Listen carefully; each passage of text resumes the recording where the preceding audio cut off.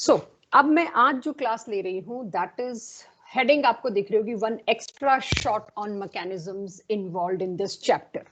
इस चैप्टर में कुल मिला के 4 मैकेनिज्म इन्वॉल्व हुए। न्यूक्लियोफिलिक सब्स्टिट्यूशन रिएक्शन, जिसमें आपने SN1 SN2 पढ़ा, इसकी आज फिर से एक रिवाइवल होगा। इसके बाद हमने पढ़ा एक और related to this aromatic nucleophilic substitution reaction, जिसमें बेंजीन रिंग के ऊपर लगे हुए हेलोजन को हमने देखा था ड्रास्टिक कंडीशंस में ही हटाया जा सकता है, अदरवाइज हटाना पॉसिबल नहीं था, वो वाला। एक हमने देखा था एलिमिनेशन, जिसमें हम क्या देख रहे थे, एल्काइल हैलाइड्स को अगर एल्कोहलिक KOH या कोई भी बेस अच्छा दे तो उसमें एलिमिनेशन होता है, और उसका मैकेनिज्म भी देखा, और एलिमिनेशन सब्स्टिट्यूशन में कंट्रास्ट भी काफी है। एक हमने शुरू में देखा था एडिशन रिएक्शन का मैकेनिज्म, जिसमें मार्कोनिकोव और एंटी मार्कोनिकोव आए। आज की एक अलग मिसलेनियस प्रैक्टिस है पूरे चैप्टर की, विच बिलोंग्स टू लेवल 2।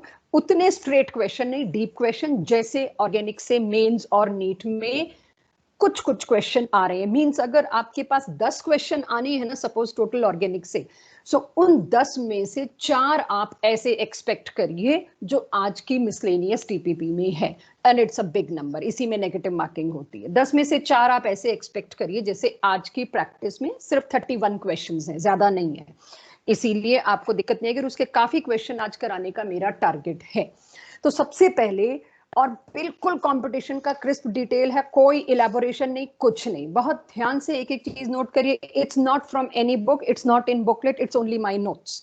सो अब सबसे पहले मैं आज एक रिवाइवल लाती हूं उस मैकेनिज्म का जो मैकेनिज्म हमने पढ़ा था न्यूक्लियोफिलिक सब्स्टिट्यूशन रिएक्शन का, क्योंकि अब चैप्टर पूरा हो गया तो थोड़ा मेरा हाथ और खुल गया आपसे बात करने को। आज क्वेश्चंस पे अप्लाई करेंगे, अब तक तो सिर्फ कॉन्सेप्ट पढ़ के उसी को डिटेल याद किए जा रहे थे, नो, आज उसके बेसिस पे क्वेश्चन सॉल्व करेंगे।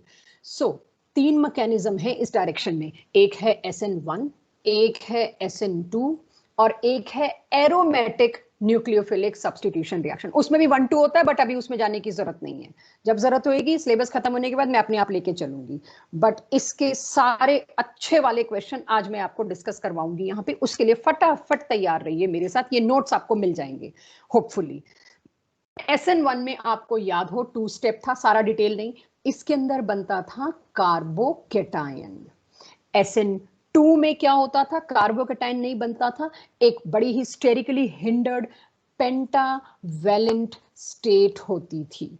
और एरोमेटिक सब्स्टिट्यूशन रिएक्शन के अंदर आपको अगर अब याद हो ना हो, लेकिन अब याद आ जाना चाहिए कि इसके अंदर क्या होता था। इसके अंदर होता था एक न्यूक्लियोफाइल जो पहले से लगा है उसको अटैक करने के लिए दूसरा न्यूक्लियोफाइल आता था, बॉन्ड लेता था, और उसकी वजह से सपोज यहाँ पर Cl पहले से लगा है, ये मैंने लास्ट 2 क्लासेस में डिस्कशन किया है, उसमें था, यहाँ एक और न्यूक्लियोफाइल आता था जो इस कार्बन पे अटैक करता था, जिसकी वजह से यहाँ जो डबल बॉन्ड था उसको यहाँ आना पड़ता था। इसका इंटरमीडिएट होता था बच्चों कार्बोनियम, सॉरी कार्बन एनायन। आज की क्लास वही लगाए जिसने कुछ सीरियसली कंपटीशन करना है, जिसने सिर्फ NCERT करनी है, बोर्ड्स देने, उसके लिए बड़ी यूजलेस है आज की क्लास।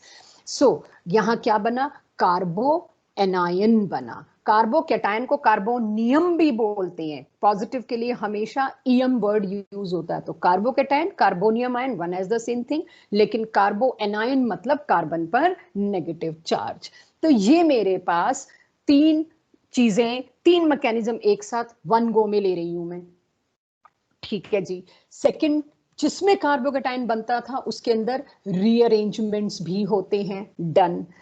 इसके अंदर जब कार्बोकेटायन नहीं तो कोई सवाल ही नहीं पैदा होता, नो रीअरेंजमेंट, इसमें भी नो रीअरेंजमेंट, ठीक है। अब वो रीअरेंजमेंट्स में आपको सारा कुछ आज वो भी लूंगी, कुछ शिफ्ट्स के बारे में स्पेशल, रिंग ओपनिंग वाला अभी तक नहीं हुआ था, साइक्लाइजेशन वाला, वो भी लेंगे आज। अच्छा, SN1 की स्ट्रेंथ, SN1 का ईज जो है वो क्या थी, tertiary, then secondary, then primary, और एंड में मिथाइल। अच्छा, अब इसमें एक चीज और लिखिए, जब रिवीजन ही चल रही है, मिथाइल में भी मिथाइल क्लोराइड, और उससे कम ईल्ड होगी मिथाइल फ्लोराइड की, क्योंकि बेटर लिविंग ग्रुप, जब दोनों आर सेम होते हैं तो हमें पता है हम ईज किससे देखते हैं, बेटर लिविंग ग्रुप से। इसी तरह से SN2 में क्या था, SN2 में जस्ट इसका उल्टा, प्राइमरी, सेकेंडरी, टर्शरी। आज जैसे एक अर्नव के डाउट को लेकर डिस्कस हो रहा था, तो उसी बात को मैं आप लोगों से भी शेयर करूं कि जिस भी क्वेश्चन में आपको SN2 का ट्रेंड पूछा है, आपको आता है, आप दे दोगे, ठीक है, लेकिन जिस भी क्वेश्चन में आपको ट्रेंड चाहे SN1 का पूछा है चाहे SN2 का पूछा है, it is just, both are just reverse of each other. कई जगह आप देखोगे यार तीनों में स्टेबल कार्बोकेटाइन बना है, इनमें तो होना ही SN1 चाहिए, लेकिन पूछ रखा है SN2 का। तो कार्बोकेटाइन स्टेबिलिटी के हिसाब से आप SN1 का ट्रेंड निकालोगे और उसका उल्टा करके आंसर में दोगे, ये हमेशा एक दूसरे के उल्टे होते हैं। इस तरह के, जो मैं अर्नव से आज बात कर रही थी, आपसे वो भी बात कर रही हूँ उसके कॉल पे, इस तरह के 25 क्वेश्चन एक साथ मेरे पास हैं, एक साथ नोटेड है, जो मैं अलग अलग सेट्स में डाल रही हूँ। कोई मिसलेनियस में डाल दिया, कोई फुल चैप्टर प्रैक्टिस में डाल दिया, कोई लेवल 1 में डाल दिया, कोई लेवल 2 में डाल दिया, नॉट मेकिंग इट रेपिटेटिव।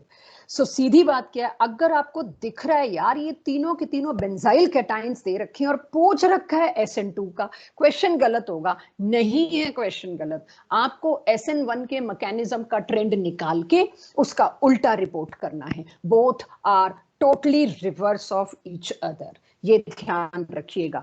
सो अब से आज की प्रैक्टिस शीट में आपको ये भी मिल जाएंगे।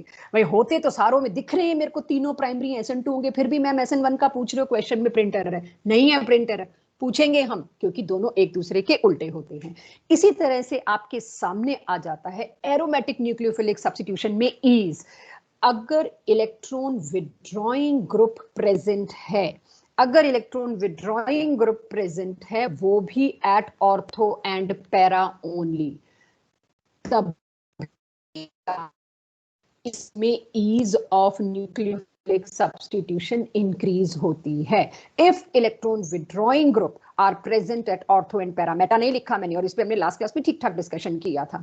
तो अब तो हम तीनों को समराइज कर रहे हैं। असली क्वेश्चन सॉल्व करने के लिए आपको तो ये पेज काम आने वाला है, वो तो सारा इलेबोरेशन था टीचर का काम, थियोरिटिकल, वो आपसे पूछते नहीं है। And this kind of mechanism, कौन सा? SN1 हमेशा पोलर और हो सके तो प्रोटिक सॉल्वेंट्स में एनकरेज होता है। ये वाला किसमें? पोलर तो चाहिए लेकिन प्रेफरेबली एप्रोटिक। और एक खास बात, अगर आप नॉन पोलर सॉल्वेंट ले आए जैसे बेंजीन, अगर नॉन पोलर सॉल्वेंट ले आए तो SN1 का तो मतलब ही नहीं, उसमें कौन सा होगा एनकरेज? उसमें होगा SN2। या आप वीकली पोलर ले आए तो भी SN2 होगा, नॉन पोलर और वीकली पोलर। इसके सामने कोई ऐसा खास हमारे लिए जनरलाइजेशन नहीं है। तो ये तो हुए 4 पॉइंट्स। आगे के छोटे छोटे 2 पॉइंट्स और मैं अगली स्लाइड पे 2-3 पॉइंट्स स्टीरियो केमिस्ट्री को लेके अगली स्लाइड पे लेके जा रही हूँ। तो सबसे पहले मैंने किसका लिखना है? SN1 का, following previous page, then SN2 का, एंड देन एरोमेटिक में यही न्यूक्लियोफिलिक सब्स्टिट्यूशन का। ठीक है, इसके बाद एरोमेटिक बना रही हूं तो उसमें कोई चीज नहीं है जरूरी, तो मैं वहां पर कुछ नहीं लिखने वाली, दैट इज अंडरस्टूड। तो SN1, SN2 और एरोमेटिक में 5वां पॉइंट, शायद मैंने पीछे 4 पॉइंट्स बनवा लिए थे, इसमें रेसिमाइजेशन मिलता है। अब रेसिमाइजेशन में कुछ चीजें आपको मैं दोबारा बता रही हूं। रेसिमाइजेशन क्यों मिलता था? क्योंकि कार्बोकेटाइन बनता था।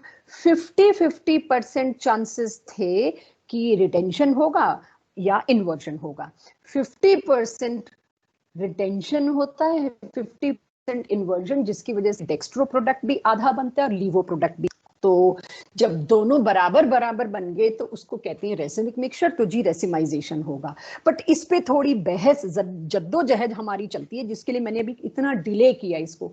क्या इसमें कंप्लीट रेसिमाइजेशन है? बच्चों एनसीईआरटी कहती है 50% रिटेंशन, 50% इन्वर्जन, यानी जितना डेक्स्ट्रो बनेगा उतना ही लीवो बनेगा, दोनों न्यूट्रलाइज हो जाएंगे, मींस दोनों की ऑप्टिकल एक्टिविटी एक दूसरे को कैंसिल कर देगी। लेकिन ये बात है एनसीईआरटी की। कुछ सालों से जो हम डिफरेंस देख रहे हैं, कंपटीशन की जितनी भी बुक्स हैं, जितने भी ऑथर्स की बुक्स हैं प्रॉपर, जो एक स्टैंडर्ड मानी जाती हैं, उसके अंदर कुछ और है। उसके अंदर क्या है? इवन परसेंटेज भी लिख रखी है। मेरी बुकलेट जो लोग पढ़ रहे हैं उनको मिल गया होगा, 63% इन्वर्जन होता है, मोर इन्वर्जन होता है। लेकिन हम अभी तो 50-50% से काम चला रहे थे, इसलिए आज की क्लास कंपटीशन के लिए अलग रखी है। More inversion and less retention. Okay Manas, थोड़ी लैग कर रही है, इफ तो लेट मी चेक, बट अगर मैनेजेबल हो तो देख लेना, ठीक है? बाकी लोग भी मुझे बता देना नैन्सी, अगर ज्यादा लैग कर रही है तो। तो ज्यादा इन्वॉल्व, थोड़ी देर में इस टॉपिक को खत्म करके मैं एक बार और अपना इंटरनेट का कनेक्शन देखती हूँ, अगर वो रिस्टोर हो गया होगा तो मैं उसको शिफ्ट कर लूंगी। अभी I am taking class on data. So more inversion less retention, more inversion less retention, ऐसा सिर्फ कंपटीशन बुक्स का कहना है। तो दोनों बातों के लिए तैयार रहिए कि अब आप ऑब्जेक्टिव में क्या करेंगे। उसी के रिहर्सल के लिए आपको आज की मिसलेनियस शीट दी है, उसी के रिहर्सल के लिए आप 2 लेवल टेस्ट देखेंगे, बड़ा क्लियरली क्वेश्चन में आपको पता चल जाएगा, दोनों बातें कभी नहीं लिखी होंगी। आपको बहुत क्लियरली क्वेश्चन की कंडीशन में पता लग जाएगा कि इसमें कई बार आप देखोगे complete racemisation, yes complete racemisation, लेकिन आपको क्वेश्चन की डेप्थ बता देगी नहीं। आपको ये पता होना चाहिए कि कई केसेस में मैक्सिमम अगर आप बुक्स को देखेंगे तो inversion is more and retention is less, but we have to follow what NCERT is saying, although it is wrong, but we have to follow. ये सरासर गलत है, ये मैं भी जानती हूँ, लेकिन हमें फॉलो वही करना पड़ेगा। यही वजह है कि सभी बुक्स का जो लेटेस्ट प्रिंट आ रहा है उसमें सब में इस बात को चेंज कर दिया गया है। यस, पुरानी बुक्स में आपको अभी भी मिलेगा इन्वर्जन एक्सेस, कहीं और छोड़ो, मेरी बुकलेट में खुद में है। सो ये मैं आपको बता दूं, होता मोर इन्वर्जन है और 63% इन्वर्जन होता है, 50% नहीं। तो उसको इन्वर्जन एक्सेस के नाम से भी जाना जाता है। तो कीप दिस कंटेंट, और क्वेश्चन करते वक्त आपके सामने सिचुएशन आएगी तब मेरे से डाउट पूछना, उससे पहले नहीं। We do have still time to correct it, ठीक है। तो ऐसे ही में मुझे पता है टोटल इन्वर्जन मिलता है, वॉल्डेन इन्वर्जन जिसको मैंने नाम दिया था, पूरा का पूरा इन्वर्जन मिलता है, Walden inversion. Nancy do let me know अगर स्क्रीन लैग कर रही है। ममता प्लीज बताओ मेरे को अगर।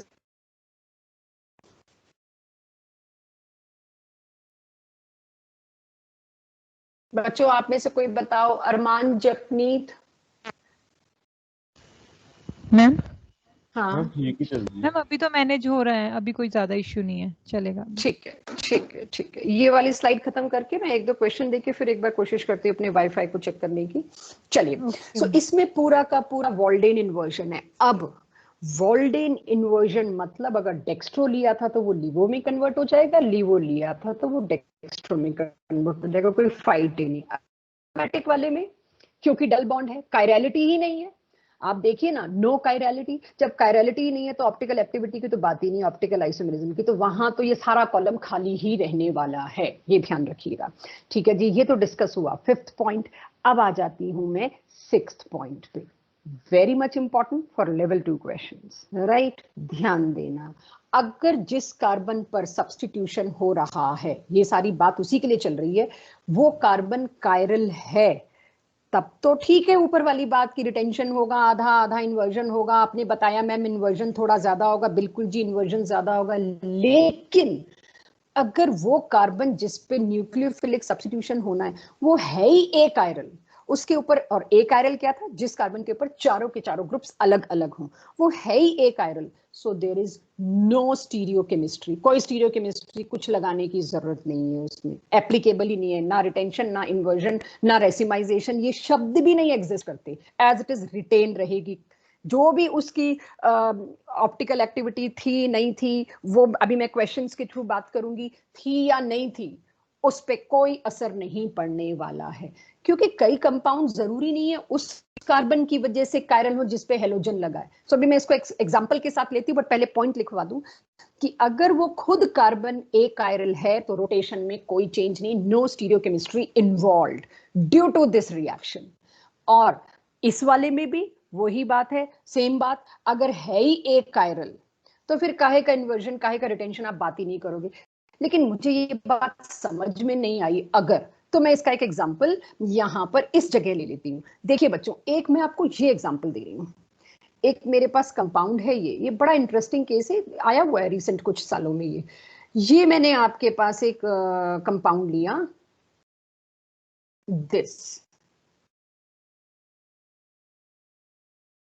ये, ठीक है। अब न्यूक्लियोफिलिक सब्स्टिट्यूशन जिस कार्बन पे होना है, ये अगर तो वो कायरल है, हाँ यहाँ तो कायरल है, एक देखिए CH3 लगा हुआ है, एक Cl लगा हुआ है, एक H लगा हुआ है और एक इतना बड़ा लगा हुआ है, चारों डिफरेंट है जी। यहाँ पर तो सारा कुछ जो आप बात करके आए वो एज इट इज एप्लीकेबल है, कहीं इन्वर्जन मिलेगा, कहीं 50-50% दोनों मिलेंगे। लेकिन अगर ये वाला कार्बन कायरल ना होता, कायरल ना होना मतलब चारों ग्रुप सेम ना होना, सपोज यहाँ पर भी H है, ये वाला कार्बन तो कायरल नहीं है, बिल्कुल नहीं है। लेकिन क्या ये पूरा कंपाउंड भी एक कायरल है ना? इसमें एक और कायरोजेनिक सेंटर है, एक ऐसा कार्बन और मौजूद है जिसका देखो तो चार ग्रुप्स अलग अलग जुड़े हुए हैं, तो ये ऑप्टिकली एक्टिव होगा, डेक्स्ट्रो मिलेगा आपको ये। लेकिन इसके प्रोडक्ट में आप सोचो, अच्छा जी ये तो फलाना था, प्राइमरी था, तो इसमें तो SN1 होगा और SN2 होगा, सॉरी, और पूरा इन्वर्जन हो जाएगा जी, प्रोडक्ट लीवो होगा। No, no change. Why no change? क्योंकि जिस कार्बन पर न्यूक्लियोफिलिक सब्स्टिट्यूशन हो रहा है उस पर आता है ये इन्वर्जन और रिटेंशन की बात, वो कार्बन तो एक कायरल है। ऐसे क्वेश्चन मिसलेनियस टीपीपी में लास्ट वाली और आज वाली में आपको मिल जाएंगे कि कहीं ऐसा ना हो, और ऐसा होता है, जब तक ऐसी प्रैक्टिस ना हो तब तक आपसे मैं एक्सपेक्ट भी नहीं कर सकती। तो ऐसी प्रैक्टिस हुई नहीं थी, दैट्स व्हाई आई से today's class is a more short on these mechanisms.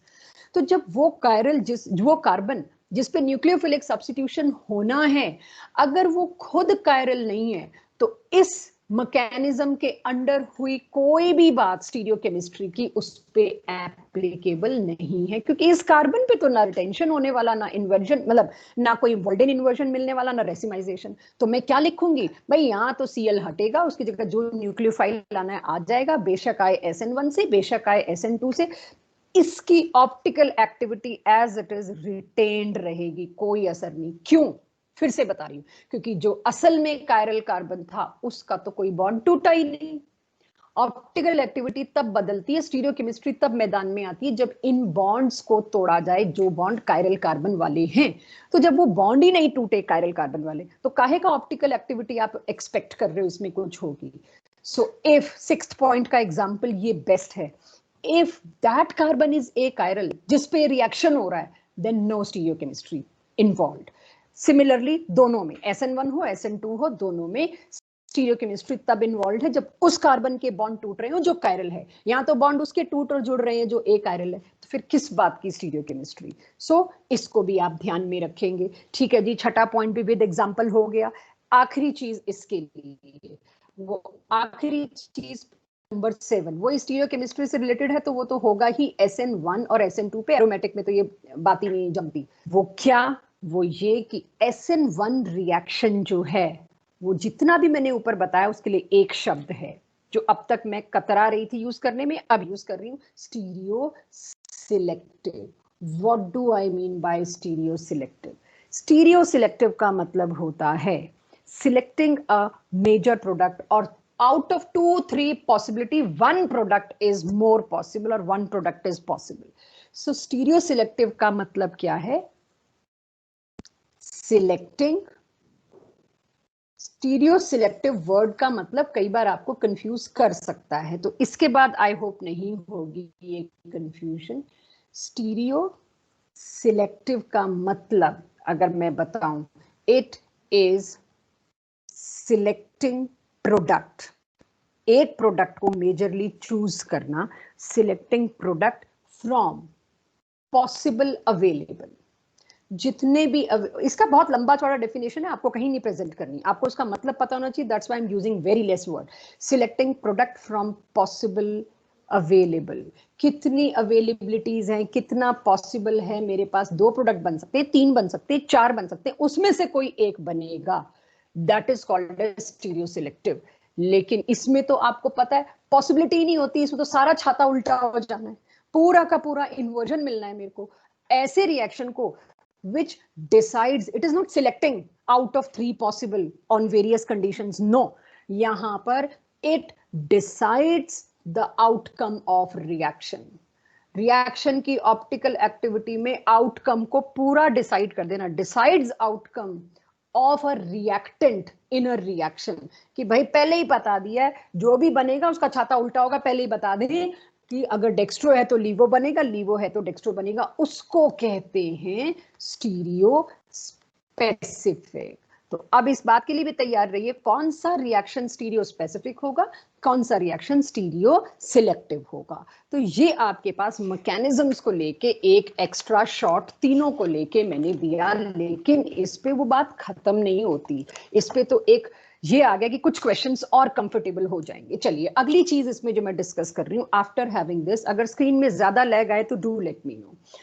अगली चीज जो मैं डिस्कस कर रही हूं उसको अब देखिएगा। आपने देखा ease of nucleophilic substitution reactions कई तरीकों से देखी। सॉल्वेंट पता चल गया, एप्रोटिक है, पोलर है, न्यूक्लियोफाइल स्ट्रांग है, वीक है, ये सारी कुछ। इसमें एक और चीज जो कहीं आप लोग मिस ना करें, या मैंने लिखवाई हो ना लिखवाई हो, उसमें भी लिखवाई तो है मुझे पता, लेकिन एक एक्स्ट्रा शॉट, लीविंग ग्रुप को कभी ना भूलना बच्चों। बहुत जगह आपको ये बचाने वाला है। जहां दो एक जैसे केसेस आएंगे, भाई न्यूक्लियोफाइल भी सेम है, सॉल्वेंट भी एक सा है, दोनों सेकेंडरी हैं, अब क्या करूं। ज्यादातर जगह आपको, अर्नब जो आप कह रहे थे मैं कुछ चीजें ढूंढ नहीं पा रहा, ज्यादातर आपको लिविंग ग्रुप बचाएगा ऐसी जगहों में। तो लिविंग ग्रुप एबिलिटी क्या है, लिविंग ग्रुप एबिलिटी का ट्रेंड लिखवा चुकी हूं, लेकिन आज मैं आपको एक फाइनल ट्रेंड लिखवा रही हूं। इसको धीरे धीरे मिसलेनियस शीट्स के साथ साथ प्रैक्टिस में ले आइएगा। और वो क्या है, सबसे strong leaving group is para, CF3 बजाय CH3 के CF3, किस पर, बेंजीन रिंग पर। तो आप चाहे तो ऐसे बना लो, क्योंकि बच्चों को ऐसे याद करना यूजुअली इजी हो जाता है देखना कंडेंस्ड फॉर्मूला के बजाय। और SO3 नेगेटिव, इसको कहते हैं ट्राइफ्लेट, और ये एब्रीवेटेड फॉर्म में चलता है TF, इट इज ट्राइफ्लेट। ठीक है, अब इसके बाद सबसे स्ट्रॉन्ग लिविंग ग्रुप, ये मेरी बुकलेट में दे रखी हैं चीजें। और उसके बाद दूसरा क्या है, सब कुछ सेम, बस F3 की जगह H3 कर दीजिए। पैरा पे CH3 लगा हुआ है। अब पैरा लिखने की जरूरत नहीं, क्योंकि मैंने बेंजीन रिंग में एक दूसरे को, इन दोनों को पैरा पे बना दिया, बट स्टिल जब कंडेंस्ड में लिखते हैं तो पैरा दे देते हैं, तो आपके लिए वो चीज फेमिलियर रहे, इसीलिए मैंने P लगा दिया। वैसे जब बना देते हैं तो दोबारा नहीं बताते होते। तो ये, इसको क्या कहते हैं, मैक्सिमम ये पूछा गया, अगर आप लेवल 2 IIT एडवांस के क्वेश्चंस देखेंगे तो ये काफी छाया हुआ है। टोसाइलेट, इसका नाम क्या है, टोसाइलेट, और ये एक लिविंग ग्रुप है। इसकी एब्रीवेटेड फॉर्म आप देखोगे OTS। टोसाइलेट की TS भी चलती है, OTS भी चलती है। चलो मैं OTS की जगह TS बता देती हूँ। इसके बाद और आपके जाने पहचाने, आयोडाइड आपको मैं पहले ही बता चुकी, लीवेबिलिटी उसकी बहुत ज्यादा as compare to bromide, bromide के मुकाबले आगे फिर आप देख रहे हो क्लोराइड और पीछे आ गया। एंड इसके बाद का ट्रेंड नीचे लिख रही हूँ, chloride, then water is a very good leaving group, उसके बाद है फ्लोराइड, उसके बाद है acetate as a leaving group, then tertiary amine NR3, then OR negative, and last में R2N negative और H2N negative। ये है फाइनली मेरी तरफ से लीवेबिलिटी का ट्रेंड, लिविंग ग्रुप। बहुत जगह सब कुछ सेम होगा तो आपको शायद लिविंग ग्रुप सेव करेगा, और वो बहुत जल्दी आपको टेस्ट्स में और मेरी आज की शीट्स में देखने को मिलेगा। तो आई होप सबने ये लिविंग ग्रुप एबिलिटी नोट कर ली हो। अब मैम OAC क्या था? क्या चीज, OAC एसीटेट आया इन बच्चा, it is AC means acetate. तो जहां कहीं भी ऐसी कोई चीज लगे जो मैं एज्यूम कर रही हूँ आपको आती है और आपको ना आती हो, प्लीज मेरे से पूछिए, क्योंकि इनका रिवाइवल नहीं है, अब इनकी वापसी अब नहीं है। सो AC का मतलब ऑर्गेनिक में है एसीटेट, जैसे PH का मतलब फिनाइल है, वैसे ही AC का मतलब है एसिड।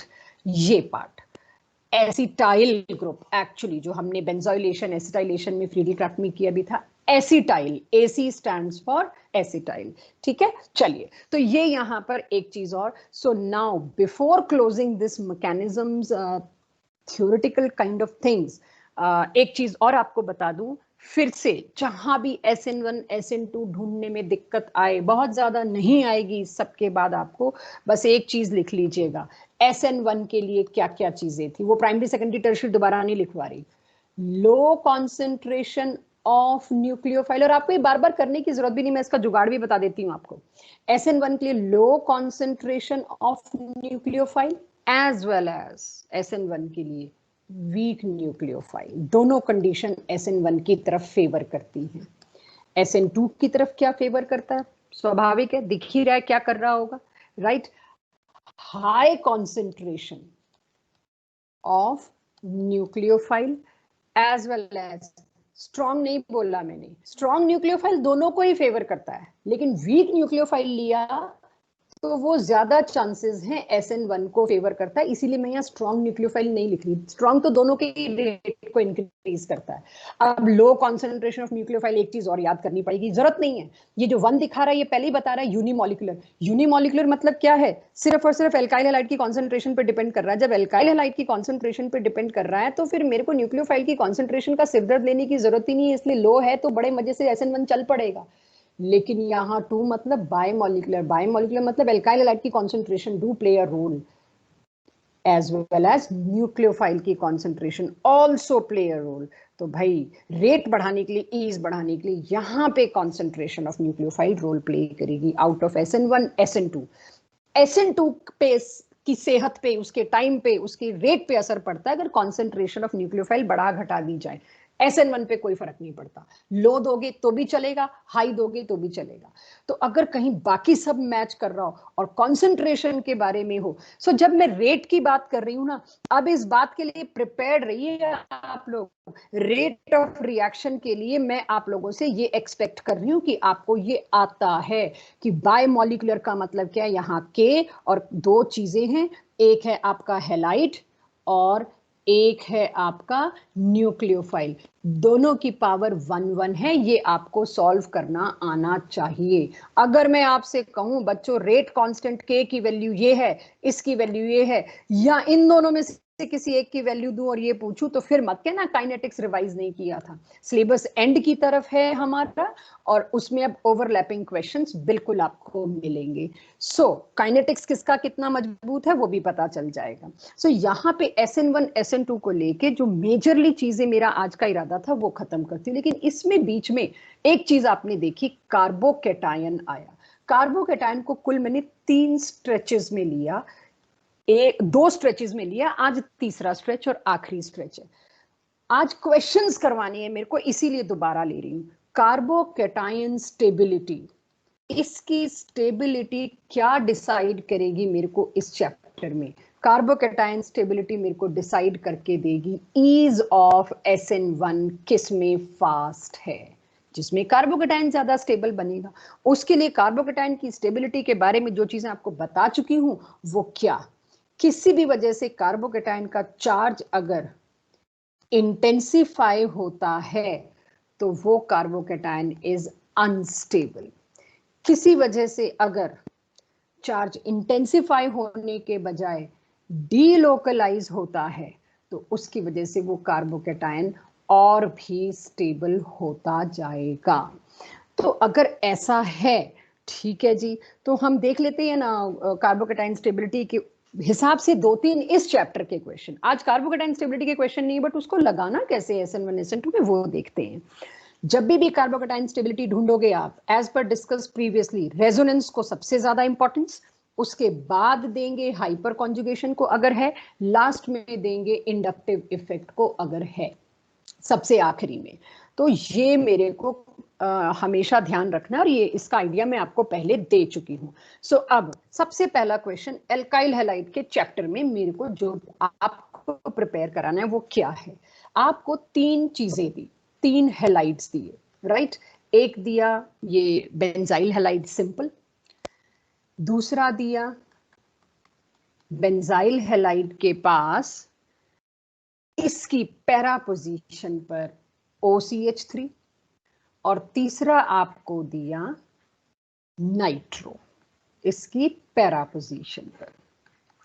नैन्सी आज एक चीज देख लेना, क्लास में कोई ड्रॉप होता है इन बिटवीन तो मेरे को उसकी भी लिस्ट चाहिए, जो ये जल्दी हो जाते हैं 3:45-4 बजे, ठीक है? अब मेरे पास आता है ईज ऑफ SN1 रिएक्शन, इसकी ईज पूछी। भर के हैं ऐसे क्वेश्चन पास्ट ईयर्स आए हुए, और अच्छे डिफिकल्ट होते हैं, दिमाग लगता है, लेकिन बहुत टेक्निकली इसको करना आज 2-3 क्वेश्चन में सिखाऊंगी। SN1 की ईज अगर मेरे से कोई पूछे रेदर SN1 भी नहीं कहेंगे. Why should we are supposed to give you hint? सीधे न्यूक्लियोफिलिक सब्स्टिट्यूशन की ease. सारे ही स्टेबल बेंजाइल कार्बोकैटायन बनने वाले दिख रहे हैं मेरे को. ये Cl हटे, हम एक्सपेक्ट कर रहे हैं ये हटे, यहाँ ये कार्बोकैटायन बनेगा, ये हटेगा, यहाँ ये कार्बोकैटायन. ऑब्वियसली तीनों में बेंजाइल कार्बोकैटायन है, बहुत ही स्टेबल है. मेरे को ये तो सिरदर्दी नहीं लेना है इस वक्त SN1 जा रहा है कि नहीं जा ही जा रहा है. शर्तिया न्यूक्लियोफिलिक सब्स्टिट्यूशन रिएक्शन की ईज पूछी है. अब न्यूक्लियोफिलिक सब्स्टिट्यूशन रिएक्शन की ईज पूछी है बच्चों. एक और कॉमन डाउट मेरे पास पहुंचा था ममता मैम से आप लोगों का कि सपोज साथ में एक मिथाइल क्लोराइड भी दे रखा है. मैं आपको बता दूं मिथाइल क्लोराइड प्राइमरी है, ठीक है, उसके अंदर SN2 फास्ट होगा और ये वाले सारे कार्बोकैटायन बहुत स्टेबल बनाते हैं, इसीलिए इन सारों में SN1 फास्ट होगा. फिर भी जनरली ये माना जाता है कार्बोकैटायन अगर स्टेबल किसी केस में बन रहा है, वो इतना स्टेबल बन रहा है, कार्बोकैटायन यूजुअली जो जहां भी स्टेबल बन रहे हैं दे आर क्वाइट स्टेबल, वो वाला न्यूक्लियोफिलिक सब्स्टिट्यूशन रिएक्शन हमेशा फास्ट होता है. तो आप ये मत सोचना अब इस रिएक्शन के तो इस आंसर के तो दो हिस्से होने चाहिए. 3 में तो SN2 हो रहा है, ध्यान से समझिएगा. 3 में तो हो रहा है SN1 और 1 में हो रहा हो SN2. 4 ऑप्शन दे दें और कह दे ऑर्डर लगाओ. जिसमें जितना स्टेबल कार्बोकैटायन है उसकी ईज न्यूक्लियोफिलिक सब्स्टिट्यूशन रिएक्शन दिखाने की ज्यादा होती है. SN2 वाले हमेशा स्लो होते हैं क्योंकि वो स्टेरिकली हिंडर्ड हैं. SN2 सिंगल स्टेप है, वो हमेशा स्लो होता है as compare to SN1 if in case you receive such kind of thing. और ऐसे बहुत क्वेश्चन गए हैं मेरी DPPs में, तभी ये कॉमन डाउट आया था. अब मैं ऊपर वाले क्वेश्चन पे आऊं तो मेरे को क्या दिया है बच्चों. कुछ लोग तो मेरे से पहले कर चुके होंगे, अगर चैट बॉक्स में रिस्पॉन्ड कर सकें. Mamta follow the chat box possible. अब आपके पास यहाँ आ जाता है किसमें न्यूक्लियोफिलिक सब्स्टिट्यूशन रिएक्शन फास्ट होगा, जिसमें कार्बोकैटायन ज्यादा स्टेबल बनेगा. इसमें एक ऐसा ग्रुप लगा है जिसके पास लोन पेयर है और वो lone pair in conjugation to benzene ring है. Have a look. मैं और नीटली बना दूं. कॉन्जुगेशन का मतलब क्या बताया था मैंने, एक लोन पेयर या चार्ज कुछ भी, या पाई बॉन्ड भी होता तो भी वो भी लाऊंगी. एक lone pair, single bond, double bond, single bond, double bond, single bond, double bond and so on. इतना लंबा कॉन्जुगेशन है.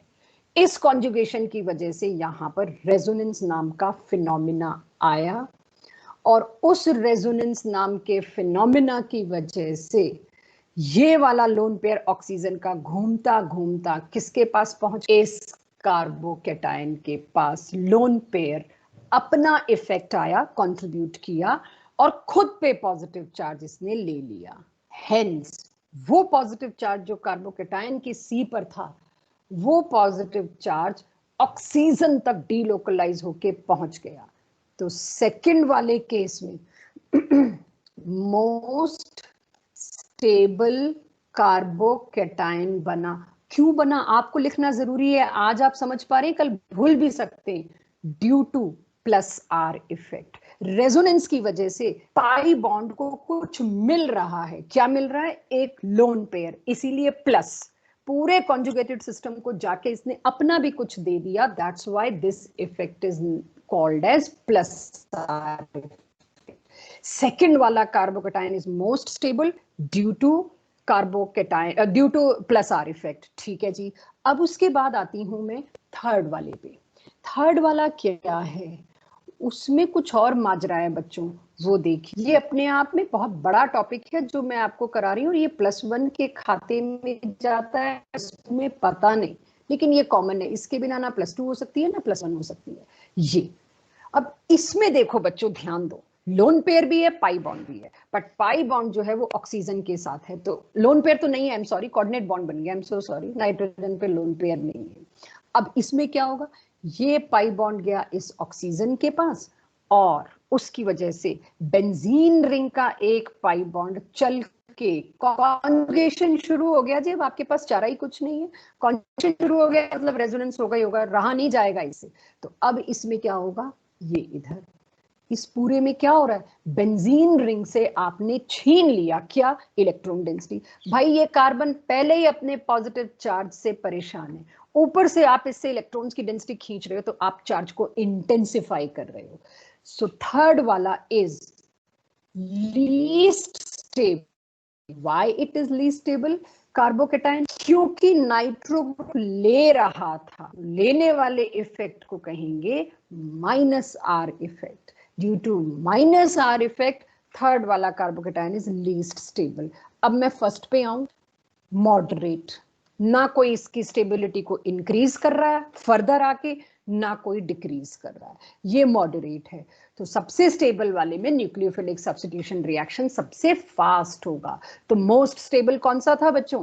मोस्ट स्टेबल था second. So ease of nucleophilic reaction substitution reaction first, सबसे पहले मैं लिखूंगी सेकंड वाला, फिर मैं लिखूंगी ये फर्स्ट वाला, और लीस्ट स्टेबल जो मेरे पास था थर्ड वाला वो। यानी ऑल इन ऑल इस पूरे क्वेश्चन के थ्रू मैंने आपको क्या एक्सप्लेन किया?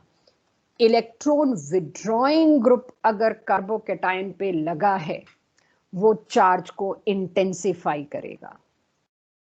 वो क्या करेगा? चार्ज को वो इंटेंसिफाई करेगा, जिसकी वजह से कार्बोकेटाइन डीस्टेबलाइज होगा। कार्बोकेटाइन अगर डीस्टेबलाइज हुआ तो SN reaction, nucleophilic substitution reaction की ईज लेस हो जाएगी। इतना क्लियर सबको? कहीं कोई इशू तो पहले हैंड रेज कर दो, मैं एक और एग्जांपल उठा लेती हूं साथ के साथ ताकि आपको क्लियर हो जाए। हाँ नवनीत बोलो बच्चा। मैम वो स्क्रीन को थोड़ी लेफ्ट साइड कर दो, दिख नहीं रहा। ओके ओके, लेफ्ट साइड कर दूं? ओके अभी करती हूँ बच्चे। मुझे तो पता भी नहीं कैसे करते हैं यार। अब हुआ कुछ हेल्प? ठीक। हाँ हिमांगी, तुम्हारा बड़ी देर से हैंड रेज आ रहा है यार, करके भूल गए हो क्या? मैम यस, इसने काफी देर से किया हुआ है। हाँ बहुत देर से इसका हैंड रेज हो रखा है। मैंने भी पूछा था जब आपका वो ऑफ हुई थी ना क्लास, उस टाइम पूछा था, इसका कोई रिप्लाई नहीं आया। वो सोई पड़ी है क्लास लगा के ऑन करके, और क्या।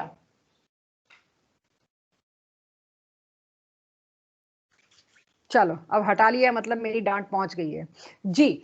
अब मैं इस पे एक और देती हूँ, हो सके तो मेरे से पहले करना, और उसके बाद फिर मैं ऐसे हर कार्बोकेटाइन की स्टेबिलिटी आपको बताऊंगी। लेट्स सी आपको ये बात पकड़ में आई या नहीं आई। ठीक है बच्चों? अब आपसे कोई पूछता है इन तीनों में से किसमें न्यूक्लियोफिलिक सब्स्टिट्यूशन की एज ज्यादा? SN1 SN2 मत सोचना, क्योंकि उससे निकाल नहीं पाओगे। सिंपली कार्बोकेटाइन के विचार से सोचना। ठीक है? दिस एक है CH2 double bond CH this, और एक है CH3 दिस।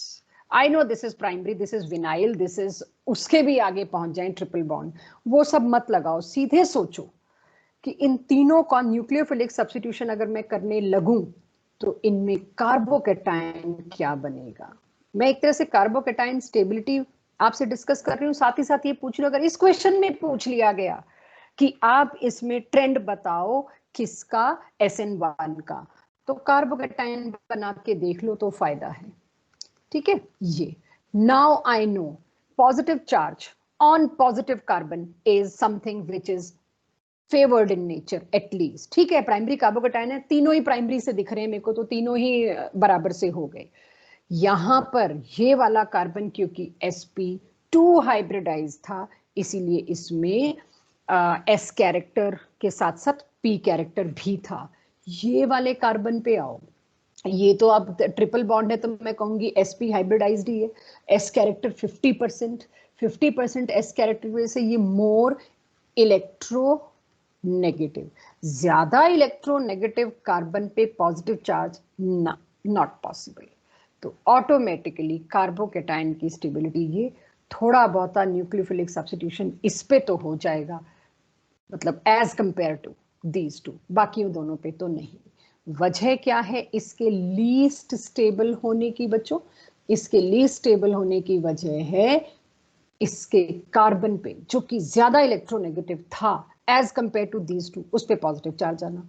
फिर इन दोनों में देखूंगी तो ये ज्यादा इलेक्ट्रोनेगेटिव था, सबसे ज्यादा इलेक्ट्रोपॉजिटिव कार्बन कौन सा था? ये वाला, क्योंकि इसमें S के साथ साथ P कैरेक्टर भी था, इलेक्ट्रो पॉजिटिव।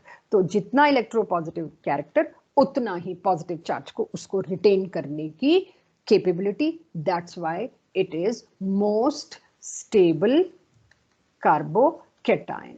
तो जहां कार्बोकेटाइन स्टेबल, वहां पे न्यूक्लियोफिलिक सब्स्टिट्यूशन रिएक्शन की ईज भी ज्यादा होगी। बट ज्यादातर पूछे जाते हैं वो बेंजीन वाले क्वेश्चन जो मैंने आपको दिखाए। ठीक है, चलिए अब जब कार्बोकेटाइन की स्टेबिलिटी पे एक आखिरी चीज, यहां ये देख लेना बच्चों, ये जो OCH3 है, ये OCH3 इलेक्ट्रॉन डोनेटिंग है via which effect? Plus R. तो ये प्लस आर और माइनस आर लिखने की अब आदत डाल लीजिए। मैं कुछ कॉमन वाले केसेस भी लाऊंगी जहां इंडक्टिव और रेजोनेंस दोनों इफेक्ट्स हैं, वो भी लेके आऊंगी। बट अभी जरा मैं एक बार एक दो छोटी छोटी चीजें और डिस्कस कर लूं, तब मैं क्वेश्चंस पे शिफ्ट होंगी। और वो छोटी छोटी चीजें क्या हैं मेरे पास? वो छोटी छोटी चीजें हैं कार्बोकेटाइन स्टेबिलिटी। जब हम पढ़ रहे थे उसको आज आखिरी स्ट्रेच में दे रही हूं, तो आपको याद होगा मैंने आपको बताया था कि बहुत से केसेस ऐसे होंगे जहां शिफ्ट्स होंगी स्टेबल कार्बोकेटाइन, और ये पता नहीं कितने रिएक्शंस में होना है। उन शिफ्ट्स में आपने देखा था क्योंकि टर्शरी ज्यादा stable, then secondary, then primary, तो शिफ्ट्स का पर्पस था या तो प्राइमरी से सेकेंडरी आना, या प्राइमरी से टर्शरी आना, या सेकेंडरी से टर्शरी आना। लेकिन एक शिफ्ट अभी पेंडिंग है। उस शिफ्ट पे आऊं उससे पहले मुझे इस क्वेश्चन का आंसर दो। एक और आपको मैं केस दे रही हूं, यही वाला, न्यूक्लियोफिलिक सब्स्टिट्यूशन इन तीनों में से किस में फास्ट? मेरे लिए बहुत अच्छा मोटिवेशन होगा अगर आप लोग मुझे जवाब देते हैं तो। I am talking about nucleophilic substitution reaction. आज मैं चीजें क्लब कर रही हूं, तो उसमें थोड़ा सा मुझे देखना है आप कहां स्टैंड करते हैं। दिस एंड दिस, आज +1 के कॉन्सेप्ट्स को अप्लाई कर रहे हैं जो आपको धुंधले धुंधले आते थे। मुझे बताइए केस 1, 2, 3 इनमें से न्यूक्लियोफिलिक सब्स्टिट्यूशन रिएक्शन किसमें फास्टर? बिना SN1 SN2 सोचे किसमें सबसे ज्यादा होगा ईज? अब मुझे पता है थर्ड। ओके, अच्छा अटेम्प्ट था, बट एक बार देख लेते हैं यार। ठीक है, हमें इतना तो पता है गुलदब कि इस पे पॉजिटिव चार्ज आएगा, इस पे पॉजिटिव चार्ज आएगा, न्यूक्लियोफिलिक सब्स्टिट्यूशन में इंटरमीडिएट बनेगा कार्बोकेटाइन। अच्छा, NO2 क्या है? अभी थोड़ी देर पहले मैं बता के आई हूं, ड्रॉ करवा के बकायदा। NO2 is electron withdrawing group. मैं भी इसका जुगाड़ भी बताऊंगी, पता कैसे चलता है। मैम आपको तो पता होता है, हमें कैसे पता चलेगा? शॉर्टकट में इलेक्ट्रॉन विड्रॉइंग ग्रुप है गुलदब। मैंने अभी थोड़ी देर पहले पिछली स्लाइड पे देखो तो आपको बना के बताया, इलेक्ट्रॉन खींच रहा है, ये छीन रहा है रिंग से इलेक्ट्रॉन।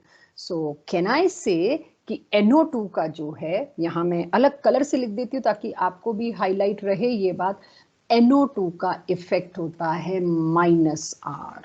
-R लिखते ही अब आपको याद होना चाहिए ये रिंग से इलेक्ट्रॉन डेंसिटी खींच रहा है वाया दैट रेजोनेटिंग स्ट्रक्चर जो मैंने पीछे बनवा दिया। आपको जरूरत नहीं है ये 5-5 बनाने की स्ट्रक्चर।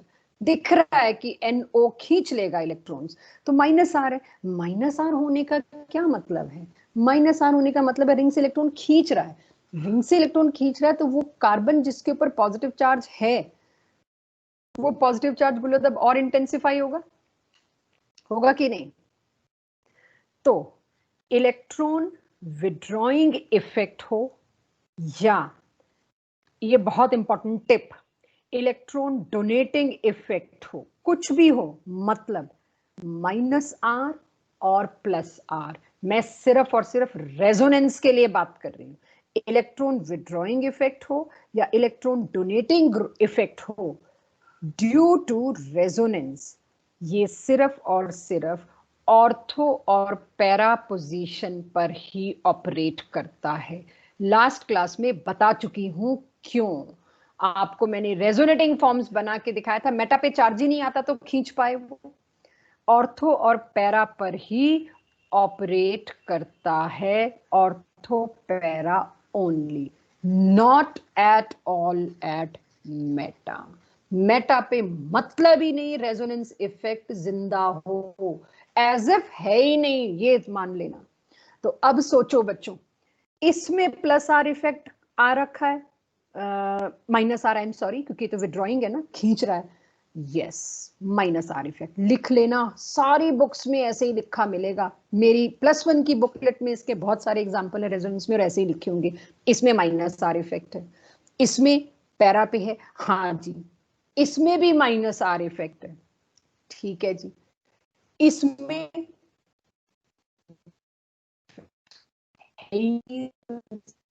एज इफ मैंने आपको बताया था मेटा पे मौजूद है मतलब ना के बराबर है। तो सोचो इसमें नाइट्रो खींच के इस बेचारे को और इंटेंसिफाई कर रहा है इलेक्ट्रॉन के पॉजिटिव, इसके ऊपर जो पॉजिटिव चार्ज है। तीसरे वाले केस में भी और इंटेंसिफाई कर रहा है खींच के, क्योंकि उसकी इलेक्ट्रॉन डेंसिटी यहां तक खींच रही है रेजोनेंस की वजह से। तो फर्स्ट और थर्ड तो लेस स्टेबल हो गए, जबकि सेकंड वाले में NO2 था या नहीं था, इट हैज नो इफेक्ट। तो मैं जरा अगली स्लाइड पे ये दोबारा बना दूं सो दैट आपके पास ये आ जाए। Manas, my voice is cracking little bit, और व्हाट, मैं वेट कर लेती हूँ, ठीक है, लेट मी वेट। अब इन तीनों केसेस पे बहुत नीटली मैं लिखने की कोशिश करूंगी ताकि आप भी लिख पाओ। मानस बताना बच्चे, आपका नेट ठीक है? मेरा तो आज खैर थोड़ा गड़बड़ है, आई नो। अब देखो, इसके अंदर प्लस आर इफेक्ट, जिसकी वजह से C पॉजिटिव चार्ज और डिस्टेबलाइज हो गया कार्बोकेटाइन। मेरा C पॉजिटिव मतलब कार्बोकेटाइन डिस्टेबलाइज हो गया। इसमें फिर प्लस आर, जिसकी वजह से कार्बोकेटाइन फिर डिस्टेबलाइज हो गया। एक इफेक्ट होता है इंडक्टिव इफेक्ट, मैं उसको भी नहीं भूल सकती। इंडक्टिव इफेक्ट क्या होता है? सिर्फ सिग्मा इलेक्ट्रॉन्स जो है ना, सिग्मा बॉन्डेड, उनको इलेक्ट्रोनेगेटिविटी की वजह से थोड़ा सा अपनी तरफ खींचना, इसका वो भी इफेक्ट है।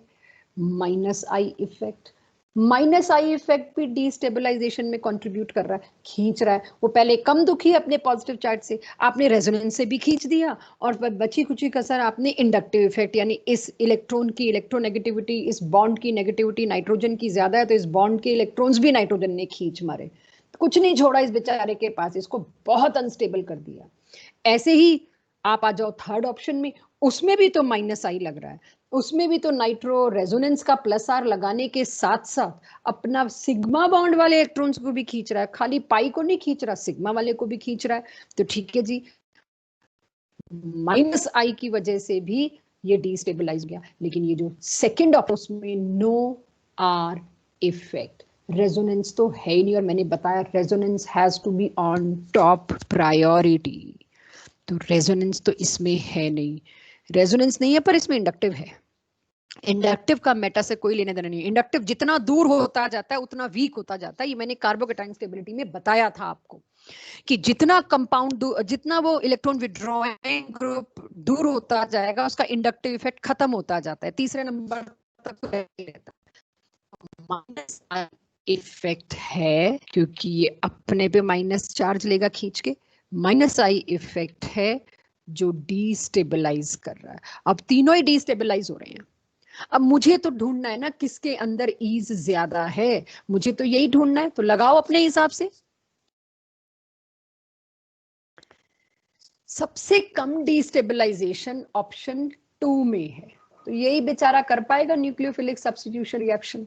तो सबसे ज्यादा किसमें? सेकंड में, क्योंकि इसका डिस्टेबलाइजेशन फैक्टर सिर्फ एक है, वो भी बड़ा थोड़ा सा, इंडक्टिव इफेक्ट। तो सबसे ज्यादा आसानी से nucleophilic substitution reaction via carbocation formation जो है वो सेकंड वाले में पॉसिबल होगी। और उसके बाद आ जाते हैं ऑर्थो और पैरा। जी ऑर्थो और पैरा पे तो दोनों में ही प्लस आ रहे, तो अब जब दोनों में ही प्लस आ रहे तो आर को मत देखो, फिर किसको देखोगे? फिर देखोगे इंडक्टिव को।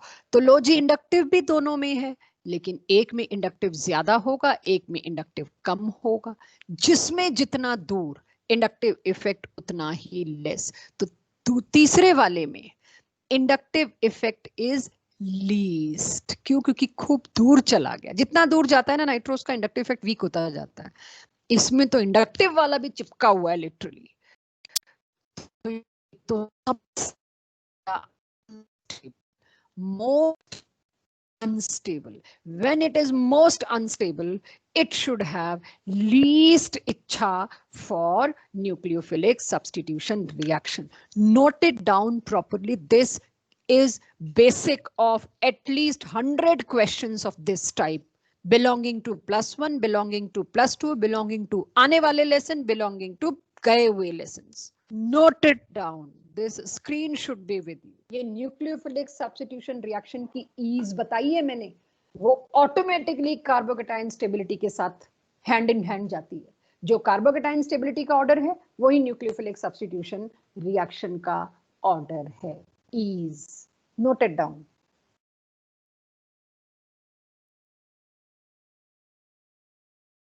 अगर आपने ये नोट कर लिया हो तो इसमें मेरे को एकदम से आइडिया आता है, यार थोड़ा मुश्किल कर दें अगर, और यही आते हैं मुश्किल, यहां कर लोगे तो वहां आसानी हो जाएगी.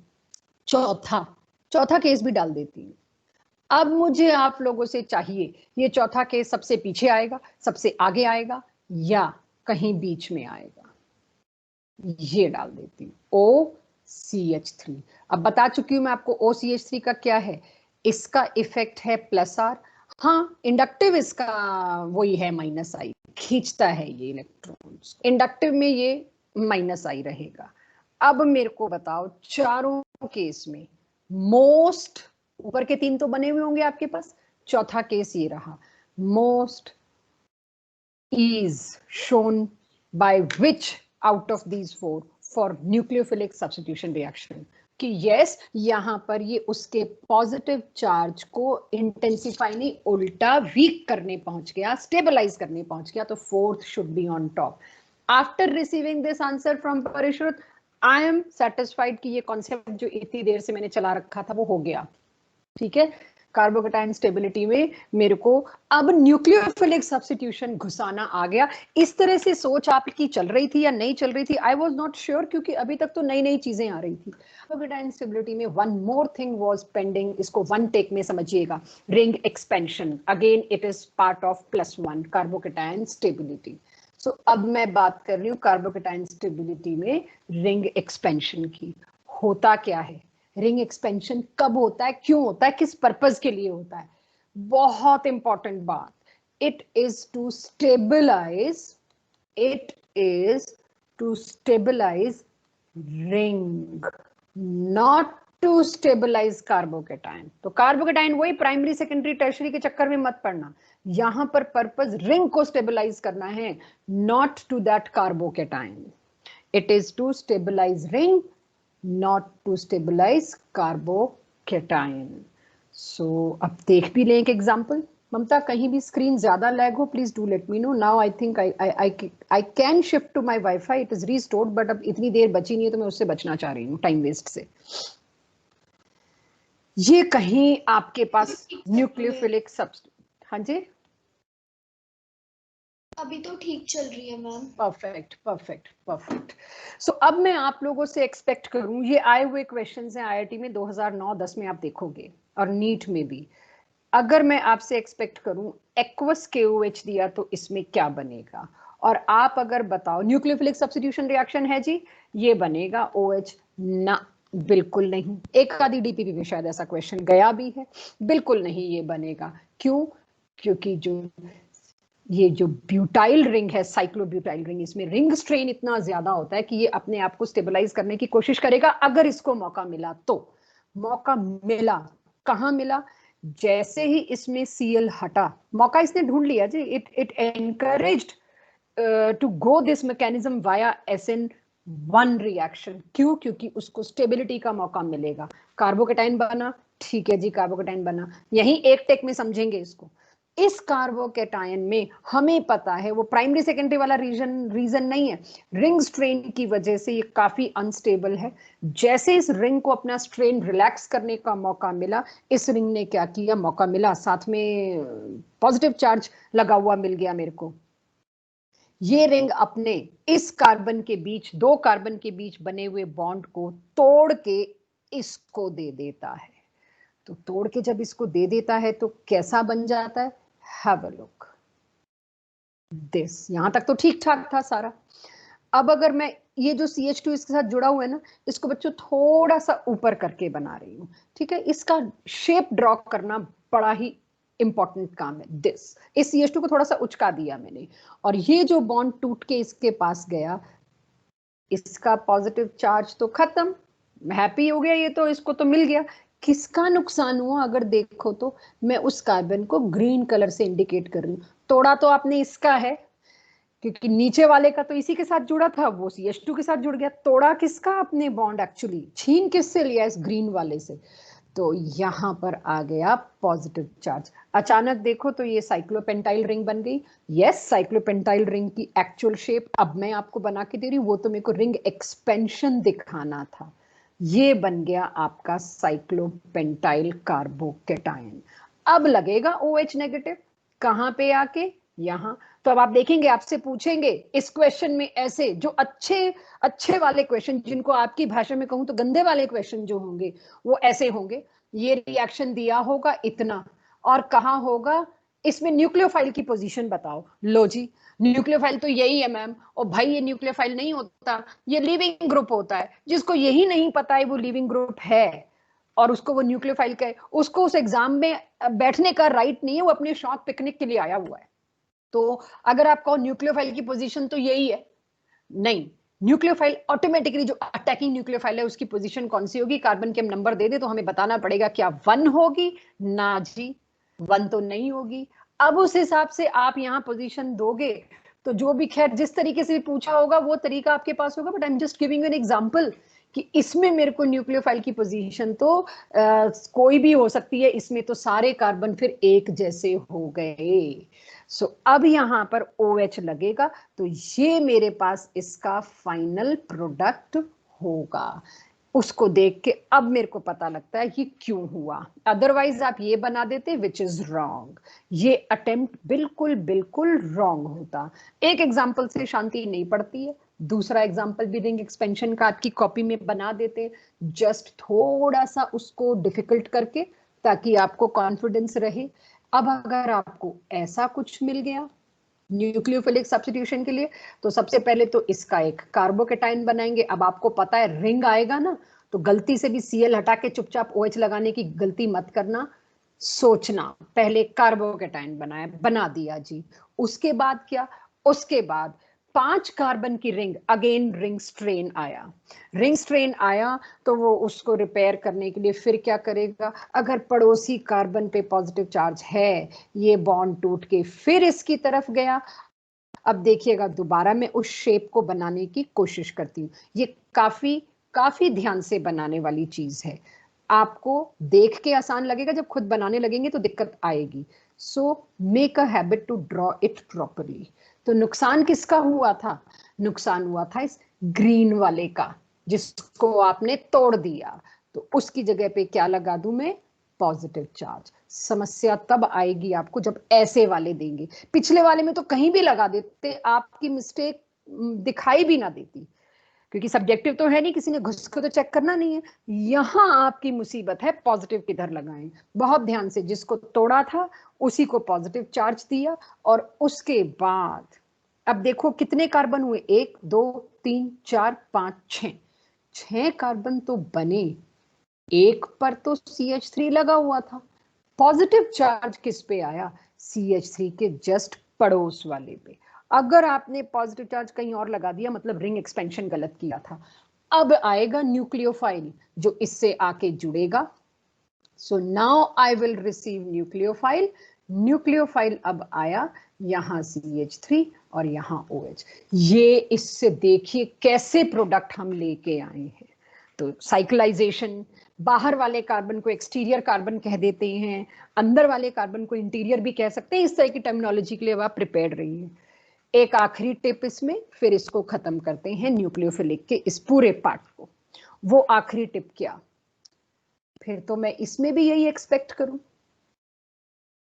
इसके बाद इसका भी 4 मेंबर्ड रिंग बन जाएगा। नो, ये एक अपने आप में खास केस है। +1 की बुकलेट जिन लोगों के पास होगी मेरी अल्काइल लाइट की, उसमें मैंने स्पेशल जहां रिंग एक्सपेंशन दे रखा है कार्बोकेटाइन स्टेबिलिटी में, वहां ये डायग्राम ऐसे बना के एरो पे बहुत सारे क्रॉस क्रॉस क्रॉस क्रॉस लगा रखे हैं।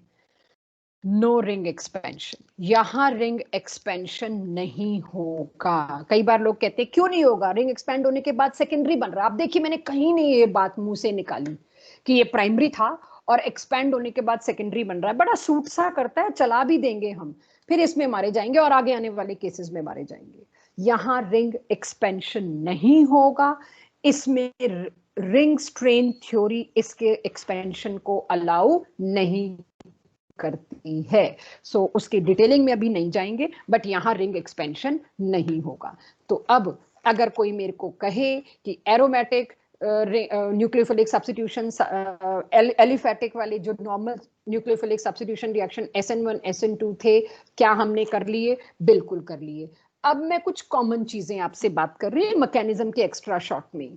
अभी तक मैं सिर्फ SN1 SN2 पे थी, नाउ नो मोर SN1 SN2। स्टीरियो केमिस्ट्री कभी और आएगी, RS नॉमेनक्लेचर EZ वो तब लेंगे, बट इस चैप्टर से रिलेटेड काम की बात कर रही हूँ। अब आ जाती हूँ, आज जो शुरुआत में मैंने 3 कॉलम्स बनवाए थे, SN1 SN2 से रिलेटेड मेरे को जो डिस्कस करना रहता था सब कर लिया। अब आखिरी 1-2 चीजें इसके साथ जो मैं डिस्कस करके आई हूं ऑटोमेटिकली आपके साथ, आप देखिएगा ये मैंने पीछे किस तरीके से डिस्कस कर लिया। ये आपको बताया इसमें इंटरमीडिएट कौन सा बनता है, कार्बो एनायन। कार्बोकेटायन का सब कुछ उल्टा। कार्बो एनायन कैसे बनता है सोच लेते हैं। यहाँ Cl लगा होता है, जैसे ही आप इसको एक न्यूक्लियोफाइल दोगे वो अटैक करके इधर आएगा। जब वो इधर लगने लगेगा, अटैक करने लगेगा, तो कार्बन को तो जगह चाहिए। कार्बन कहेगा इस बॉन्ड को वापस जाओ, जहां के थे वहां वापस जाओ। तो ये बॉन्ड बेचारा यहाँ आ गया और OH इस पे लग गया, बाकी के बॉन्ड ये रहे, बन गया ना कार्बो एनायन। कार्बो एनायन की स्टेबिलिटी जस्ट उल्टी होती है कार्बोकेटायन से। क्यों भाई? क्योंकि कार्बन पर नेगेटिव चार्ज, उसके साथ अगर आप 3 एल्काइल ग्रुप टर्शरी लगाते हो, एल्काइल ग्रुप होते हैं इंडक्टिव इफेक्ट से इलेक्ट्रॉन डोनेट और इंटेंसिफाई कर रहे हैं चार्ज को, लो जी, तो हो गया ना अनस्टेबल। किसमें सबसे कम इंटेंसिटी है? सबसे कम इंटेंसिटी चार्ज की प्राइमरी में है, इसीलिए कार्बो एनायन की स्टेबिलिटी का order just reverse of carbocation. no rearrangements, no ring expansion, no shifts, nothing is there, सिर्फ कार्बो एनायन की स्टेबिलिटी। जितना आज मैंने बताया उसको अप्लाई करके क्वेश्चन, ये भी कि आज ही की DPP का क्वेश्चन है, मैंने वहीं से उठाया है।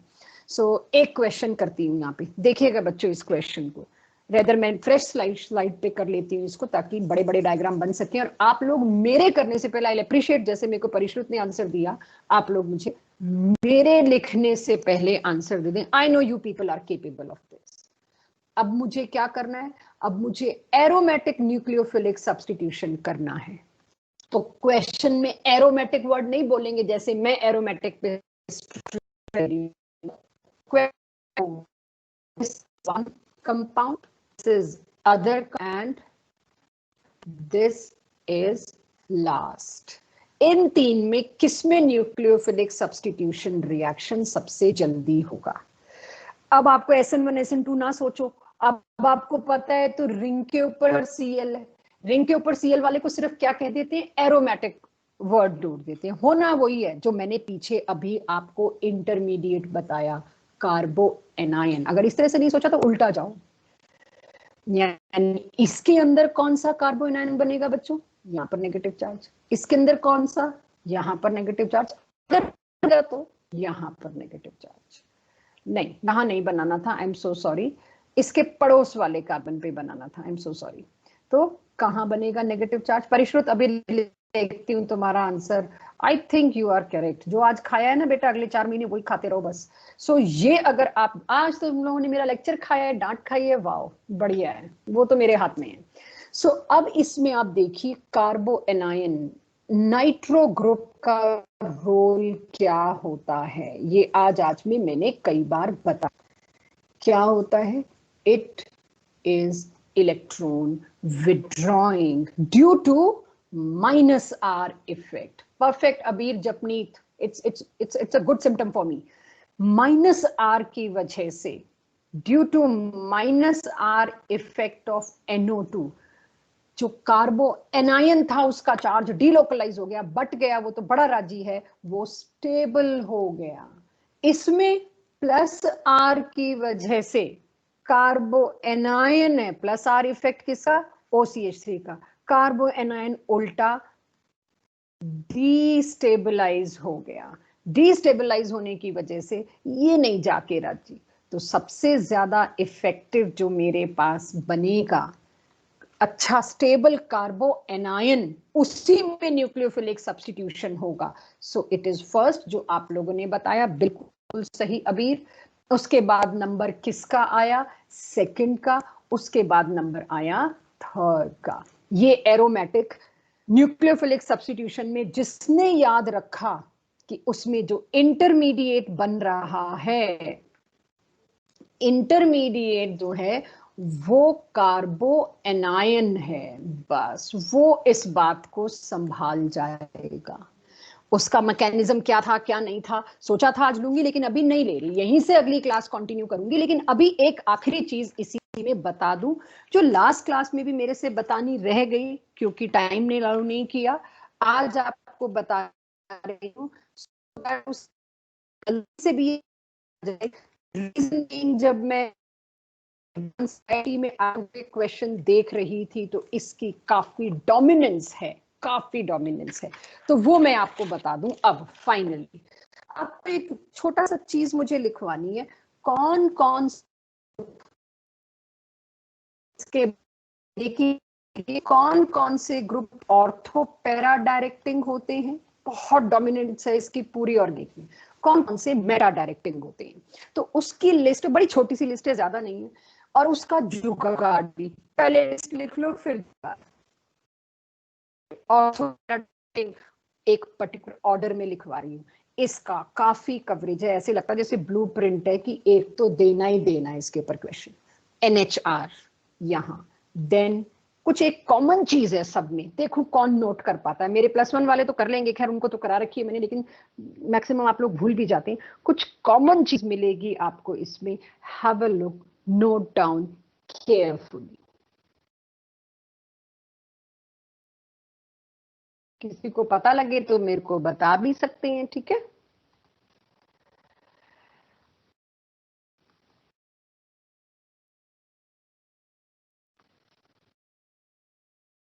एंड दिस हेलोजन है X। ऑर्थो पैरा डायरेक्टिंग कौन से ग्रुप्स होते हैं, ये सारे ऑर्डर में। इन सब में एक चीज कॉमन है बच्चों, पिंक कलर से बना रही हूं, हर एक में अटैच्ड एटम। आपको पता है NH2 में कौन सा अटैच होगा, जिससे मैंने शुरुआत की वो अटैच होगा हर केस में, मेरे को एक एक्स्ट्रा लाइन और ना बनानी पड़े। अटैच्ड एटम के ऊपर अगर एक लोन पेयर है, वो सारे के सारे आंख बंद करके ऑर्थो पैरा डायरेक्टिंग में क्योंकि रेजोनेट करेंगे, जैसे क्लोरीन ने किया था, सारे डिट्टो कॉपी। मैंने एरोमेटिक हैलाइड में क्लोरीन पे लोन पेयर बना के आपको रेजोनेंस स्ट्रक्चर्स दिखाए थे, सब में सेम, बस क्लोरीन की जगह ये बड़ा सा लिख देंगे, एक्सेप्ट फॉर दीज 3 जो लास्ट में लिखे। इनमें लोन पेयर नहीं, बट इनका हाइपर कॉन्जुगेशन की वजह से इलेक्ट्रॉन डोनेटिंग इफेक्ट है, एक्टिवेटिंग इफेक्ट है। तो सही मायने में इसको कहते हैं सारे के सारे रिंग एक्टिवेटिंग है, रिंग को और रेज कर देते हैं, रिंग को और रिच कर देते हैं इलेक्ट्रॉन्स में, अपने भी देके। क्यों, जितनों पे भी मैंने पिंक डॉट्स लगाए हैं उन सब में +R इफेक्ट है। और जो ये 3 ग्रीन से मैं अंडरलाइन कर रही हूँ, ये क्यों है भाई, +R इसमें भी है, पिंक में इसमें भी लगा देती हूँ, ये हेलोजन भी +R वाला है। जो ग्रीन अंडरलाइन मैंने किए हैं वो सारे हाइपर एक्टिवेटिंग, एक्टिवेटिंग सारे और डायरेक्टिंग होते हैं। तो आपको बजाय ऑर्थो पैरा डायरेक्ट करने के क्या याद करना चाहिए, रिंग एक्टिवेटिंग ग्रुप कौन से लिखवा दिया। इसी तरह से ring lone pair of electron on each, बिल्कुल सही जपनीत। इसी वजह से मैं डीएक्टिवेटिंग भी बता दूं आपको इसी के साथ। रिंग डीएक्टिवेटिंग कौन कौन से होते हैं, रिंग डीएक्टिवेटिंग वो होते हैं जो, अब मैं लिस्ट लिखवा रही हूँ, बहुत छोटी सी लिस्ट है इसकी। NO2, then C triple bond N, इसमें एक आधा मिसिंग भी हो सकता है, वो आपको धीरे धीरे DPPs में मिल जाएगा, मेरी +1 की बुक में तो है ही है, जो भी +1 की आपकी बुक थी वो भी है उसमें मिलेगा। हो सकता है एक आधा मिसिंग हो, क्योंकि मुझे पता है मिसिंग है, इसीलिए कह रही हूँ, दिख रहा है मेरे को। तो कुछ काम तो आप लोग भी करेंगे। दिस, ऐसे ही एस्टर, मैं पूरा लिखने से बच रही हूँ एस्टर को, एंड देन अमाइड, दिस, ये सारे के सारे भी मैंने एक ऑर्डर में लिख के दिए हैं आपको। इन सब में अगर आप ध्यान दो तो जिस एटम से अटैचमेंट है ना ग्रुप का, उस एटम के पास पाई बॉन्ड है, वो एटम पाई बॉन्ड लिए हुए। अगर आप देखो यहाँ इसका पाई बॉन्ड है, ये पाई बॉन्ड, CHO खोलोगे तो ये एक्चुअली में C डबल बॉन्ड OH होगा। इन सब में, अब ये जुगाड़ हमारे अपने खुद के बनाए होते हैं, तो आपको लिखने या सूट करते हैं लिखिए, वरना याद करिए। इन सब में जो डायरेक्टली अटैच्ड एटम है ना, वो पाई बॉन्ड, मल्टीपल बॉन्ड रखे हुए, चाहे 1 या 2, इसीलिए वो डीएक्टिवेटिंग है। जितने भी डीएक्टिवेटिंग होते हैं वो होते हैं मेटा डायरेक्टिंग। ये सारे मेटा डायरेक्टिंग है। क्या मतलब था इसका? इसका सीधा मतलब था ये ग्रुप बताएंगे आने वाली चीज को तुमने कहां लगना है। कौन सी चीज को? चीज तो मैंने बोल दिया, आने वाले इलेक्ट्रोफाइल को। तो जो मैंने पीछे लिखवाया उसकी हेडिंग अब बता रही हूं आपको, डायरेक्टिव इन्फ्लुएंस। तो डायरेक्टिव इन्फ्लुएंस बाकी सबका तो हम आगे की ऑर्गेनिक में पढ़ेंगे, सो पढ़ेंगे। क्योंकि ये एराइल हैलाइड और उसका न्यूक्लियोफिलिक सब्स्टिट्यूशन चल रहा था, आप जानते हो कि इसको ड्रास्टिक कंडीशन देनी पड़ेगी। अच्छा, ड्रास्टिक कंडीशन बोलते बोलते मैं थक गई हूँ। आपको पता है वो हाई टेम्परेचर हाई प्रेशर है, लेकिन एक और ड्रास्टिक कंडीशन है जो लास्ट क्लासेस तक मैंने मिस की है, मैंने छोड़ी है, very strong nucleophile. Strong nucleophile जैसे NH3 अमोनिया के साथ सोडियम अमाइड NaNH2, ये भी कर सकता है वो काम जो हम करवाना चाह रहे हैं, न्यूक्लियोफिलिक सब्स्टिट्यूशन रिएक्शन। यानी क्या होगा उसके अंदर? उसके अंदर Cl की जगह पर NH2 लग जाएगा। यहाँ डायरेक्टिव इन्फ्लुएंस बाय चांस मैंने बोल दिया, डायरेक्टिव इन्फ्लुएंस में ये एग्जांपल बाय चांस मैंने बोल दिया, इसको डायरेक्टिव इन्फ्लुएंस के नीचे लिखवाने का पर्पस नहीं था। चलिए ये मैं अगली क्लास के नोट्स में लिखवा दूं, because now I want to end the class. तो डायरेक्टिव इन्फ्लुएंस का एक एग्जांपल आपके सामने डिस्कस कर लूं, so that I can end the class with this one line, that now nucleophilic substitution reaction का एक और लेयर प्रॉपरली पूरी तरह सिस्टमैटिक तरीके से खत्म होती है। उसके लिए बच्चों अगर मैं देखूं तो हमने अभी अभी इस हेलोजन को किस में रखा? एक्टिवेटिंग में, due two plus R, green dots और मैंने पिंक डॉट्स बनाए थे, और मुझे पता है ये ऑर्थो पैरा डायरेक्टिंग होगा। क्या होगा अगर मैं इसका फ्रीडल क्राफ्ट एल्काइलेशन कराऊं? CH3Cl एनहाइड्रस AlCl3 दिया, तो जी ये तो मैम आपने कराई दिया था, क्यों पूछा? अच्छा लगता है ना कुछ एग्जांपल्स करने और अपने कॉन्फिडेंस को चेक कर लें। पैरा पे जाएगा या ऑर्थो पे जाएगा? आई नो पैरा वाले की मेजॉरिटी होगी, ऑर्थो वाला माइनर प्रोडक्ट होगा। यहां तक कोई समस्या नहीं है, इसके लिए नहीं उठाया मैंने, इतनी बड़ी भूमिका मैंने इसके लिए नहीं बताई। लेकिन मैं देखूं आपकी गट फीलिंग क्या कहती है बच्चों, just your gut feeling, nothing else. Suppose मैं आपको ऐसा दूं, मुझे इसमें आपकी गट फीलिंग चाहिए, ज्यादा एग्जांपल नहीं है मेरे पास, ये एक दो ही है बस जो मैं आपके सामने एक्सपोज कर रही हूं। इधर CH3 और NO2, भाई ये तो गड़बड़। क्या गड़बड़? मैं यहाँ पर हेलोजिनेशन कर रही हूँ, Cl2 और वो एनहाइड्रस AlCl3 ले आई, मैं एराइल हैलाइड बनाना है। एक ग्रुप तो है, और ऐसे ही लिखना जैसे मैं लिखवा रही हूँ, एक ग्रुप तो मिल गया ऑर्थो पैरा डायरेक्टिंग और एक ग्रुप बैठा है जी मेटा डायरेक्टिंग। अब आप नहीं मेरे से पूछ सकते मैम आपको कैसे पता ये मेटा डायरेक्टिंग है, पिछली स्लाइड पे बता के आई हूँ। जितने भी ऐसे ग्रुप होंगे ना जिनमें खुद में डबल और ट्रिपल बॉन्ड है, वो आंखें मूंद के मेटा डायरेक्टिंग होंगे, क्योंकि डीएक्टिवेटिंग है। अब मर गए कैसे भाई? यहाँ पर अगर मैं मिथाइल के हिसाब से चलूं तो ये रही 2 ऑर्थो पोजीशन और ये रही पैरा। चलो पैरा उसकी बुक्ड है, बट 2 ऑर्थो कहां जाएगा? एक Cl। क्यों? प्रॉब्लम क्यों है? क्योंकि इस नाइट्रो के हिसाब से ये दोनों मेटा हैं। तो फिर तो हमें लगता है ले इसमें तो पूछना ही नहीं था, ये तो बड़ा आसान था। सही बात है, बहुत आसान था। आप इसमें क्या कर देते, आप इसमें मेरे को आंसर ये देते और ये आंसर सही है, सो आप लिख सकते हो, मैं रब नहीं करूंगी। जो आने वाला Cl है ना या Br जो भी लगा रहे हो वो यहां लगेगा। यहां तो बाई चांस दोनों का कोइंसाइड कर गया, लेकिन आपको इधर एक चीज ब्रैकेट में लिखनी है, जब दोनों मौजूद होते हैं तब decider is ortho para group, क्योंकि वो एक्टिवेटिंग है। डीएक्टिवेटिंग ग्रुप हमेशा कमजोर होता है as compare to activating group. Decider is ortho para directing group. जिसकी डायरेक्शन ऑर्थो पैरा है वो बॉस है, मेटा वाला पीछे आएगा। तो एक तो सिंपल केस था जिसपे तो आप 11th क्लास से जानते हैं।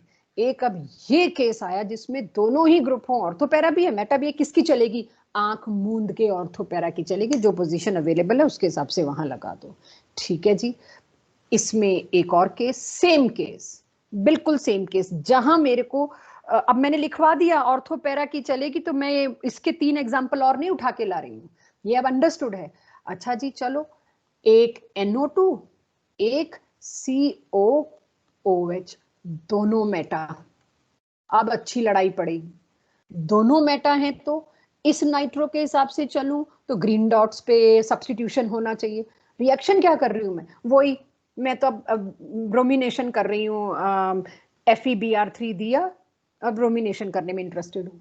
नाइट्रो के हिसाब से आऊं तो ग्रीन डॉट, और COOH ये भी डीएक्टिवेटिंग है, ये भी मेटा डायरेक्टिंग है। इसके हिसाब से आऊं तो पिंक डॉट। लगाना तो एक ही ब्रोमीन है, कहाँ लगाऊं? किसकी चलेगी? अगर दोनों के दोनों मेटा हैं तो एक चीज बता दूं भाई, बड़ा डिफिकल्ट काम है। होगा ही नहीं, काफी हद तक चांस है, मतलब बहुत कम एफिशिएंसी आएगी, बड़ा डिफिकल्ट ईज होगी, इच्छा ही नहीं होगी इसकी, क्योंकि दोनों डीएक्टिवेटिंग है। दोनों डीएक्टिवेटिंग है तो काहे का इलेक्ट्रोफाइल आएगा इसके पास? यहाँ से तो Br इलेक्ट्रोफाइल आ रहा है ना, किसकी वजह से आ रहा है? इसके 6 इलेक्ट्रॉन के रिंग को देख के आ रहा है। ओ भाई NO2 भी खींच रहा है उसको, COOH भी खींच रहा है, बचेगा क्या उस बेचारे के पास 6 इलेक्ट्रॉन की रिंग में? तो बड़ी डिफिकल्टीज होगी। फिर भी जरा मरा जो होगी उसमें कौन डोमिनेट करेगा? आपने एक हिंट देखी मैंने पीछे क्या कहा, एक्टिवेटिंग वाले डोमिनेट करते हैं। जब दोनों ही डीएक्टिवेटिंग हैं तो जो लेसर डीएक्टिवेटिंग है, एक तो इसमें सब्स्टिट्यूशन ही डिफिकल्ट है, लेकिन जो लेस डीएक्टिवेटिंग होगा, लेस डीएक्टिवेटिंग होगा, that will decide the product। तो अब लेस डीएक्टिवेटिंग मैंने हिंट दे ही दी है, आपको लिखवा भी दिया। नाइट्रो तो टॉप मोस्ट पे था। इस हमेशा ऐसे पूछे जाते हैं। अब बच्चों का अक्सर सवाल आता है, अब हमें ये भी याद करना पड़ेगा? नहीं, जो इस बात को क्रिप करके बैठ जाते हैं, बताओ हमें ये भी याद करना पड़ेगा, मेरे बस का नहीं, छोड़ दो। हमेशा देखा गया मेंस और एडवांस में क्वेश्चन इस तरह के आते हैं जहां क्लियर कट पता लग रहा होता है भाई नाइट्रो टॉप पे है, तो नाइट्रो से तो सारे कमजोर हैं, इसके हिसाब से प्रोडक्ट बनाओ। इसके हिसाब से अगर आप प्रोडक्ट बनाओगे तो यहाँ NO2, यहाँ COOH, और ये डबल बॉन्ड्स जो थे एज इट इज, इसके हिसाब से किधर लगेगा Br इधर लगेगा। सो फाइनली रिवाइज करिए लास्ट की चीज, अगर एक ऑर्थोपैरा एक मेटा, तो कौन डोमिनेट करेगा? किसके हिसाब से ग्रुप लगेगा? ऑर्थोपैरा के हिसाब से। दोनों के दोनों मेटा तो जो लेस डीएक्टिवेटिंग था उसके हिसाब से। और अगर बोथ ऑर्थोपैरा, दोनों ही ग्रुप ऑर्थोपैरा लग गए तो, यानी दोनों ही एक्टिवेटिंग लग गए, तो अब तक तो अंदाजा हो गया होगा कि आप जानते हैं जो ज्यादा पावरफुल एक्टिवेटिंग ग्रुप हमेशा डोमिनेट करता है। एक्टिवेटिंग में भी क्या चीज होगी? मैंने अब की बार नाइट्रेशन करना है, नाइट्रो ग्रुप जोड़ना है जी, वो कौन सा नाइट्रेटिंग मिक्सचर लेके किधर लगेगा मुझे पता है, मैं ऑर्डर लिखवा के आई हूं आपको। इन दोनों में से कौन सा ज्यादा एक्टिवेटिंग है? क्लोरीन। ऑर्डर आप पीछे देख भी सकते हैं, मोर एक्टिवेटिंग ग्रुप डिसाइड करेगा। ये क्वेश्चंस की काफी डोमिनेंस देखी गई है आपके ऑब्जेक्टिव बैंक में आने वाले क्वेश्चंस में। तो Cl के हिसाब से पैरा पोजीशन ढूंढ लो, ये रही, नाइट्रो यहां आके लगेगा, Br अपना जहां था वहां। तो ये चीज आपको करानी थी। That's all about today's class.